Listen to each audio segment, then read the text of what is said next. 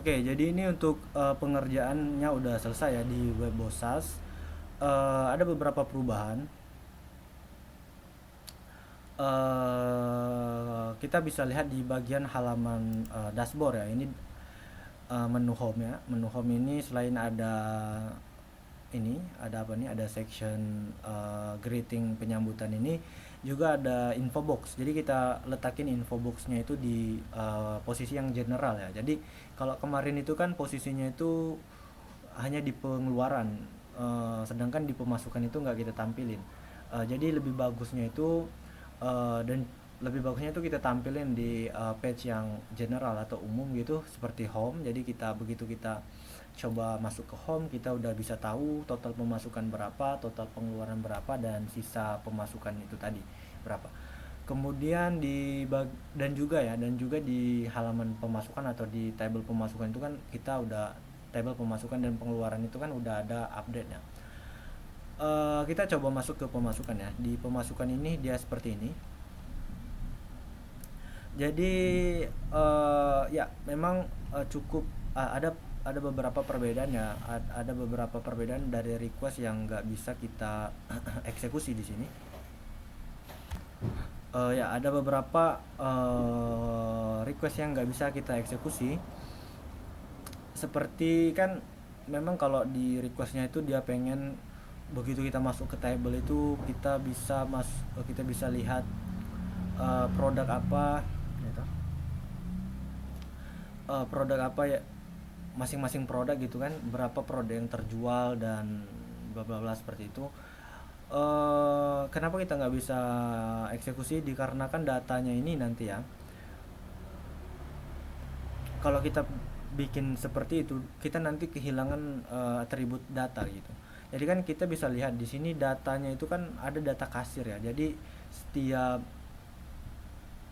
order itu nggak pasti kasirnya siapa ya. Jadi artinya ini ada change atau kemungkinan data kasirnya itu berbeda.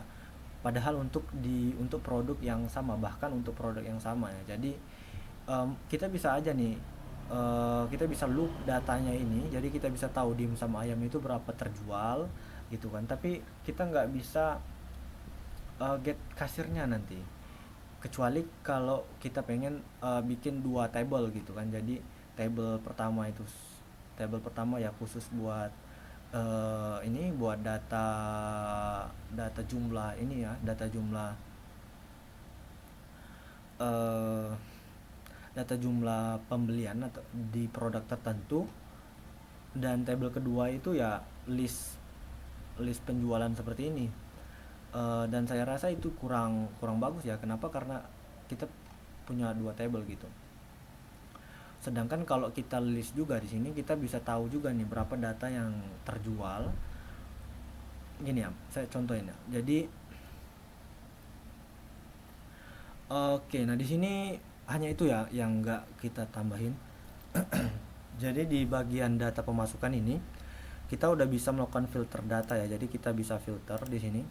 Dan untuk filternya ini kita bikin dia itu fleksibel. Jadi katakanlah kita pengen get data keseluruhan data, keseluruhan data yang di bawah kecuali yang di atas tanggal 16 ya, katakanlah gitu. Jadi seharusnya ini data yang ke filter itu ya, berarti kan data yang muncul itu seharusnya itu tiga ya. Jadi kita bisa lihat di sini ada tiga data yang dibikin itu di bawah atau sebelum tanggal 16 ya. Jadi ada tanggal 11, 12, dan 15. Jadi kalau kita filter nanti bakal muncul tiga data. Nah, dari tiga data ini juga kita bisa tahu nih eh, berapa produk yang kejual ya. Jadi kita bisa lihat di tanggal 12 itu ada satu produk gitu. Kalau pengen coba waktu yang tepat ya, jadi ini kan batas akhir ya, jadi kita bisa gunain batas akhir, bisa juga kita gunain batas awal, bisa juga kita gunain range ya, jadi di antara gitu. Ini kan batas akhir ya, jadi kita batas akhir udah work ya, jadi kita bisa batasi. Jadi kita dari tanggalnya itu kita bikin dia general atau umum. Jadi gitu. Dan juga kita batasi tanggalnya, itu tanggal akhirnya itu kita batasi. Jadi tanggal yang atau order yang dibikin di tanggal 16 ke atas itu bakal nggak dimasukin. Sedangkan kalau kita pengen cari tanggal 16 ke atas ya. Jadi gini, kita pilih aja tanggal 16 ke atas, kita center. Nah, di sini bakal dimunculin seluruh data yang dibikin di tanggal 16 ke atas. Kebetulan di sini data data kita itu yang paling baru itu ya di tanggal 16 ya. Kita bisa tampilin semua nih datanya, kita cek. Nah, di sini kan kita punya 11 data ya. 11 data itu data yang paling lama itu di tanggal 11, sedangkan data terbaru itu di tanggal 16. Jadi ini tadi hasilnya valid ya. Jadi kita cek di sini. Nah, kita punya 8 data yang dibikin di tanggal 16. Oh ya, kalau pengen spesifik waktu tertentu, jadi katakanlah kita pengen cari tahu di tanggal 11 ya. Jadi di tanggal 11 itu di tanggal 12. Ya, di tanggal 12. Jadi kita select aja untuk tanggal awalnya itu kita masukin ke tanggal 12 ya. Sedangkan untuk di tanggal akhirnya itu kita masukin ke tanggal 13. Kenapa gini? Karena datanya ini kan kita save itu untuk range ini kan dia itu pakainya ini ya. Bentar, kita coba dulu ya. Kita coba masukin ke tanggal 12 ya. Sini. Nah, nanti dia muncul tanggal 12. Oh ya, ternyata ini data yang kita save ini enggak data ini ya, enggak data pakai data waktu. Jadi itu oke aja sih kalau kita pengen.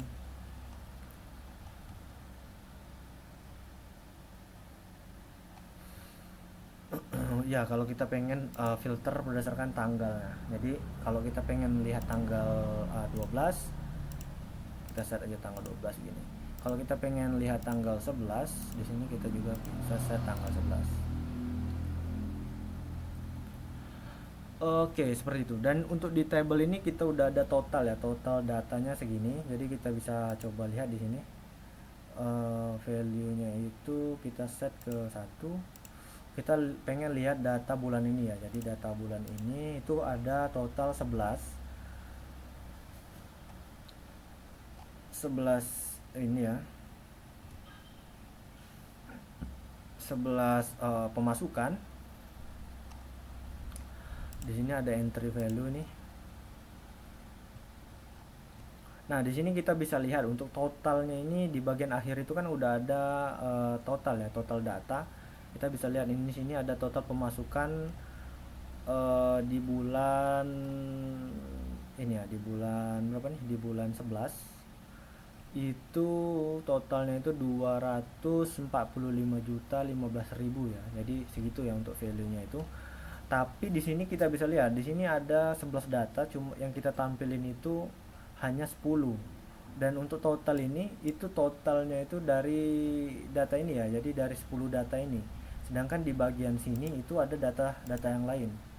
Di sini dia tersendiri. Jadi kalau kita pengen lihat total keseluruhan, kita bisa atur ya untuk entry per page-nya ini kita atur ke all.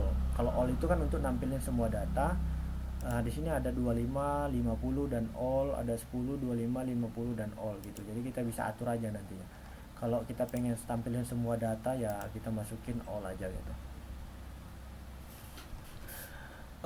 Nextnya itu oh ya, filtering udah ya. Jadi nextnya itu di bagian print. Jadi kita bisa print data ini. Print.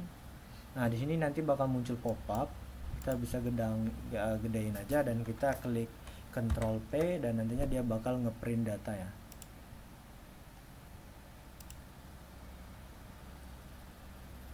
Kita save dan nantinya bakal ke save sebagai PDF. Bisa juga kita print nantinya kita cari destinasinya itu ke printer kita ya. Gitu. Oke, ini untuk pemasukan ya. Jadi hasilnya seperti ini. Oh ya, ada juga di sini bagian beberapa UI yang udah saya optimalkan.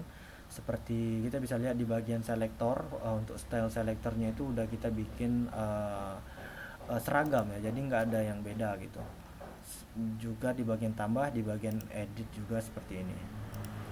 Di bagian pengeluaran itu sama sih kayak si pemasukan. Jadi kita bisa filter data, kita bisa print. Di sini juga udah ada total data. Nanti kita bisa set entry-nya itu gitu. Kita bisa tambah data. Untuk tambah data juga untuk stylenya itu udah seragam, jadi udah lebih bagus gitu. Kemudian di edit juga sama. Di produk juga ya, di produk udah kita bikin gini, aman.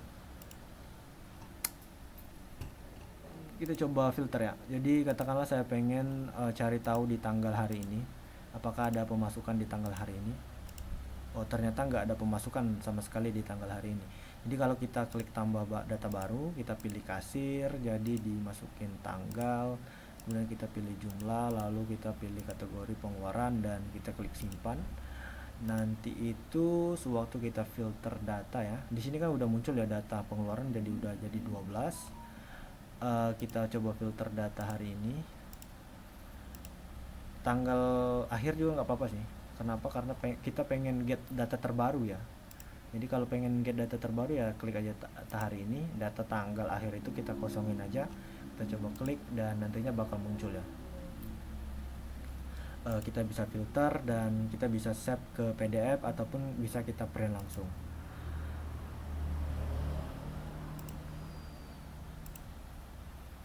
Oke, mungkin kita coba tes edit ya, edit data tanggal katakanlah. Di sini kita bakal edit ke 17 bulan kemarin. Kita coba tes, ini kita save dan nantinya kalau kita pengen cari tahu pengeluaran bulan kemarin nih. Jadi kita pilih bulan kemarin dari tanggal 1 ke tanggal 31 bulan kemarin. Jadi kita klik filter dan nantinya bakal muncul satu data ya, jadi gini. Print. Oke ya, mungkin segitu ya untuk demonya. Terima kasih.